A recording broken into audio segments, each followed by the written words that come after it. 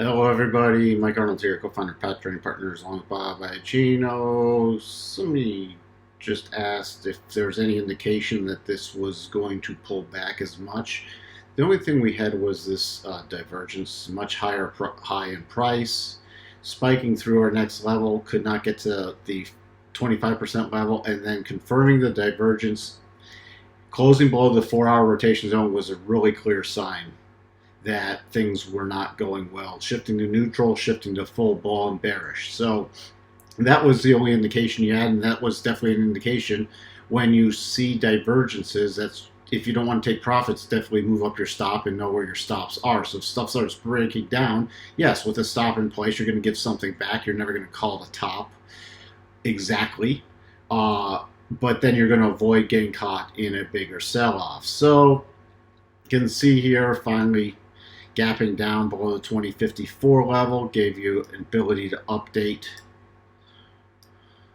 here.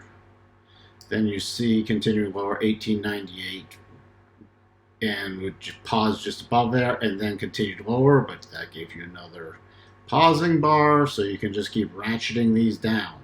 So areas for coming in on Monday, $18 and then about $17.50. We have a Gann level right there and the flattening 200 simple. Then below that, $16.95.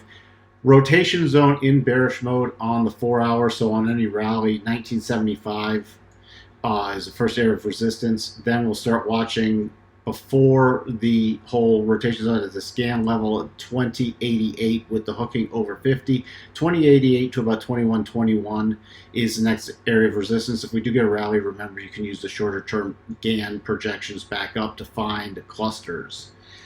So now let's take a look at that daily. Clearly close below the rotation zone on the daily, definitely a sign that things aren't good.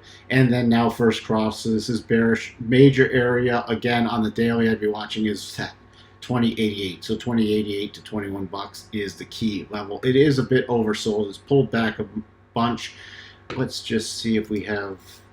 No, we do not have any 4-hour divergences.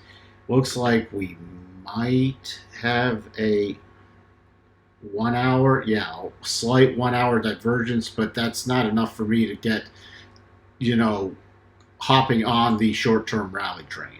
I need to see some price action starting to form some kind of bottom and then rotate back up, and then I'd start targeting those rotation zones. So we have for you on Virgin Galactic, and we'll talk to everyone later. Bye for now.